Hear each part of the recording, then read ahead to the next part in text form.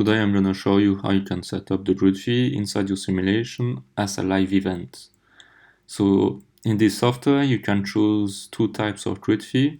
One is the constant value that is applied in cents per kilowatt hour fee to every trade that is cleared inside the market or through this market.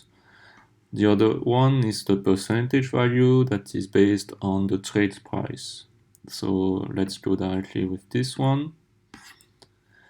I have a setup here with the grids with 4 cents per kilowatt hour fee inside this grid, a zip code with 1 cent, and two communities with 3 cents each.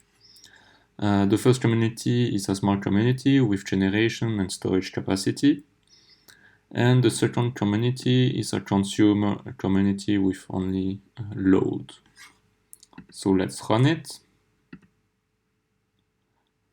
So here I'm running the simulation for 2 days, and both days will have the same data, so the same consumption data and the same generation data, so that we can see if changing the grid fee change the trades inside markets. So let's wait until the end of the first day.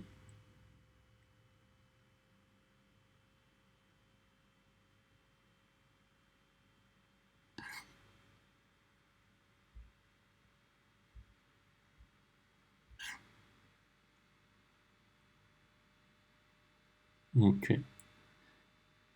So you can pause your simulation while it's running, and after that you can go into the modeling page and make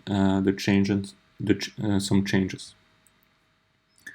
So here I'm just gonna change the grid fees, and I'm gonna reduce the fees inside both communities to 1 cent per kilowatt hour.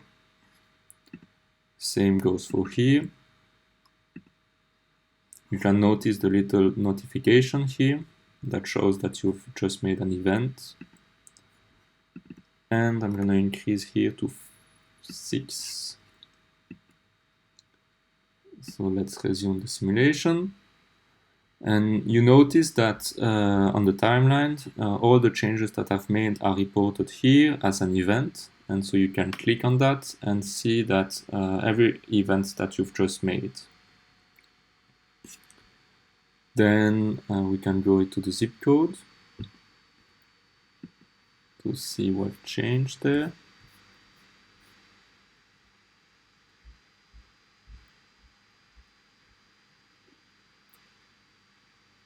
So we see that the community A with lower grid fee is more incentivized to sell to the community B in dark green.